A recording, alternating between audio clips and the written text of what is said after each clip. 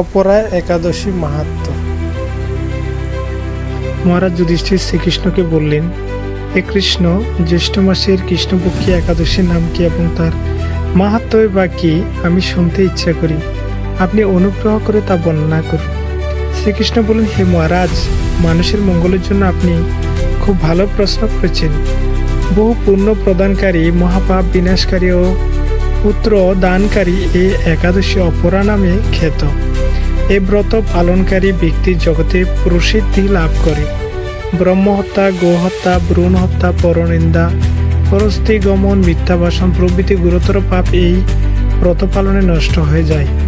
যারা মিথ্যা সাক্ষ্য দান করে, ওজন বিষয় ছলনা করে, শাস্ত্রে মিথ্যা ব্যাখ্যা প্রদান করে, জ্যোতিষের মিথ্যা গণনা ও মিথ্যা চিকিৎসায় রত থাকে, তারা সকলেই নরক যাতনা ভোগ করে।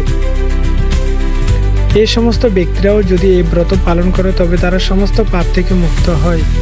ক্ষত্রিয়দের যদি স্বধর্ম ত্যাগ করে যুদ্ধক্ষেত্র থেকে পালিয়ে যায় তবে সে ঘোরতর নরকগামী হয়, কিন্তু সে ব্রত পালনে মুক্ত হয়ে স্বর্গগতি লাভ করে।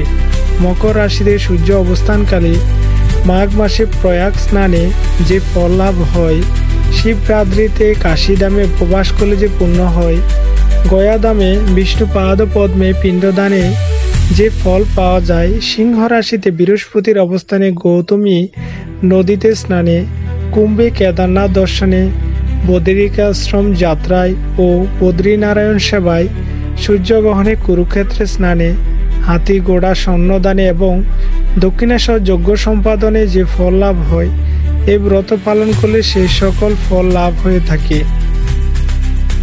এই অপরা ব্রত পাপরূপ বৃক্ষের কুটার স্বরূপ, পাপরূপ কাষ্ঠের দাবাগ্নির মতো, পাপরূপ অন্ধকারের সূর্য সদৃশ এবং পাপহস্তির সিংহস্বরূপ।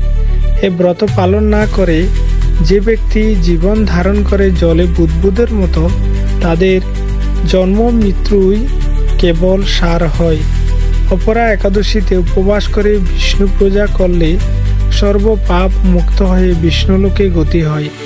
এই ব্রতকথা পাঠ ও শ্রবণ করলে সহস্র গোদানের ফল লাভ হয়। ব্রহ্মাণ্ড পুরাণে এই ব্রত মাহাত্ম্য বর্ণনা করা হয়েছে। হরে কৃষ্ণ।